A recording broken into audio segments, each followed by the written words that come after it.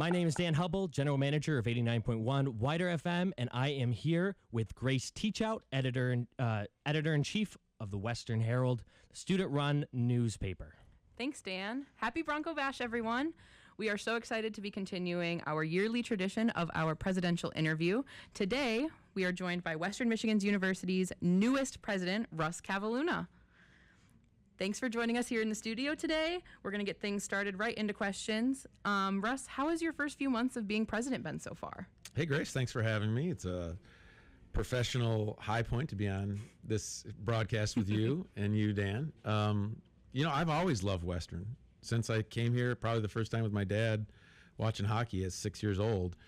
I've always loved Western. I always will love Western. To have an opportunity to serve in this capacity feels so exciting and so meaningful, not just for me, but for my family. Almost everyone in my family either went to Western or came here to watch one of us graduate.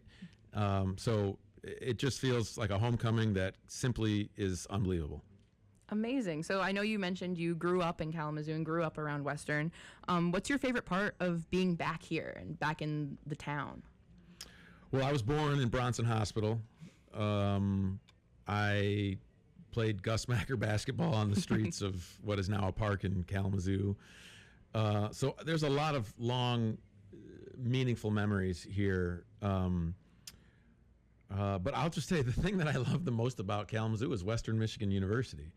Now, it looks a little different than when I came here and moved into Ackley Hall about 27 years ago.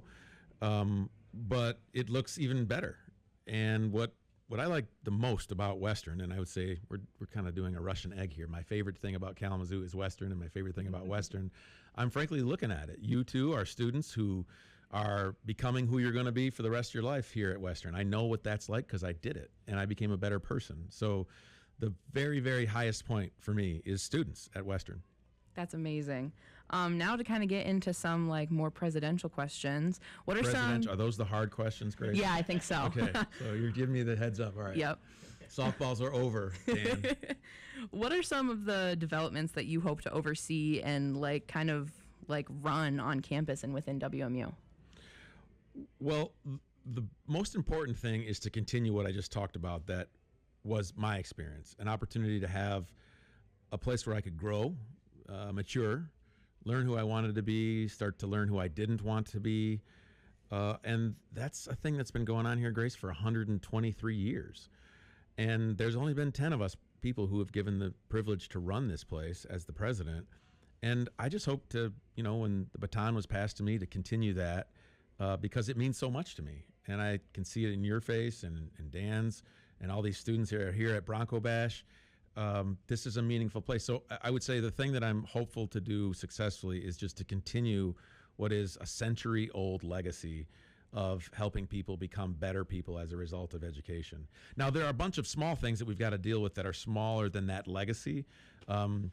This campus needs to continue to deliver curricula that are meaningful, such that students can get out and have a good life and a good career in a meaningful community position.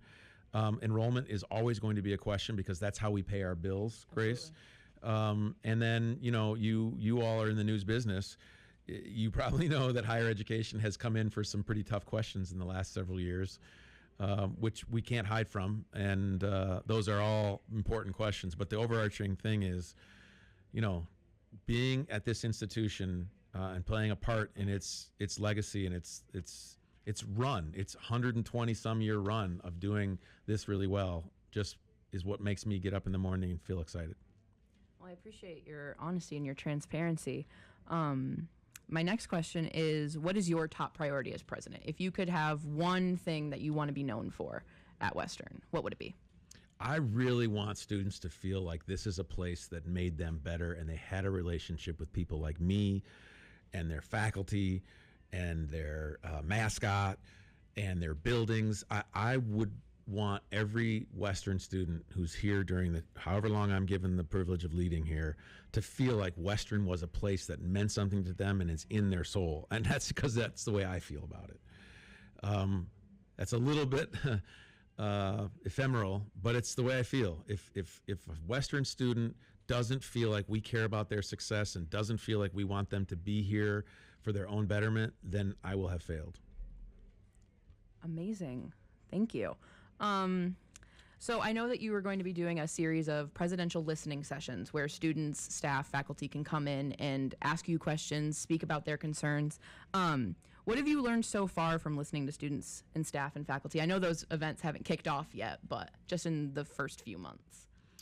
Yeah, the first thing is really exciting for me because it's something that existed when I came here as a new person in college and continues, and I can even kind of sense it in today's conversation and out there on the Bronco Bash Mall there. People are proud of Western.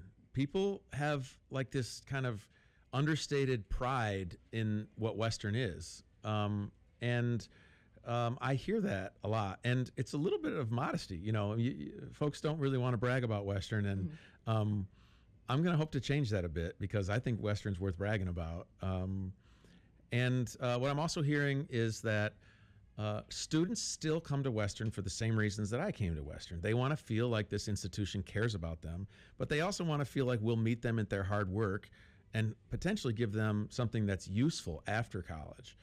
Most of that is a place to live and a job to work at and a career to build. But they also want, I was just moving kids in this weekend. I say kids because you all feel a lot younger than me, but you know, you're all young adults and they were moving into the dorms where I lived. And I said, why did you choose? One young person was from Illinois, one was from Texas, one was from just 20 miles away. And I asked all of them, why'd you choose Western? And all three of them had slightly different answers, but one was the same. When I came to Western, I felt like people cared about me. I felt like this was a place where I could be more than a number. That was the case when I moved into Ackley all those years ago. And that's what I'm hoping that I continue to hear. Now, if I don't hear that, if I do hear we've got problems or if we've got concerns, I do want your listeners to know that the listening tour should also be that, where someone can come and say, look, Russ, this isn't working. And I do want people to call me Russ. This thing that you all are doing is not working for me or my colleagues or my students. And that's the whole purpose that I'll be going out asking feedback directly from the streets. Absolutely. I think creating a community on campus, in addition to what we already have, is a really awesome goal. You've kind of mentioned this already, but what are you most looking forward to as president? Is there any like personal goals? Well, we're doing it right now. I mean, Bronco Bash. I mean, if you've not been to Bronco Bash, you're missing out. And if you have been to Bronco Bash, particularly as a student, you can just feel the energy kind of vibing off of the people. And you know, when I was here, Grace, we were down there by Miller Auditorium, right? And we would kind of creep up that walkway towards Noss. Here now, it's an even better location. Interacting with students that can live and feed off of that energy, that's a special sauce for Western. And when we do things like this, where I get a chance to interact with students, it's the best part of my job. Now, we all have jobs. You have a job. Dan has a job. There's parts of our job that are tough and difficult, and sometimes we don't even like a little bit. And my job entails some of that too. Absolutely. What I will tell you is the antidote to any of that kind of downer parts of the job is interacting with students and people who come to Western to find a better version of themselves, to get educated, to learn and understand things and people that are different than them. That's what you get when you interact with people on the quad, in the buildings, and that's my favorite part of this job. Awesome. Now, so we've gotten to know President Russ Kavalhuna. What about just Russ Kavalhuna? When you're not on campus, what are some of your favorite things to do, whether it be in Kalamazoo, with your family? Well, I've been in this role for a little under 2 months, and during those last 2 months, Grace, I like to sleep when I'm not at work. I get that. Because it's a big job, and I like it, and I like to do it fast and with a lot of vigor. But I've got, a family. I've got 2 little kids that just started, one in elementary and one in middle school. Both my parents went to Western. One of them has moved on.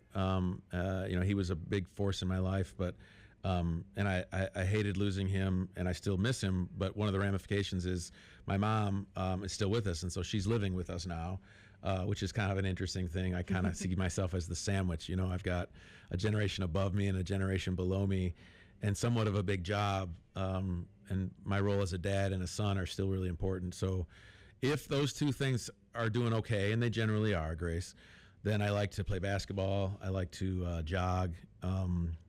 And my daughter plays chess with me, and she's now beating me. Oh my goodness. So she enjoys that at least. You taught her well then.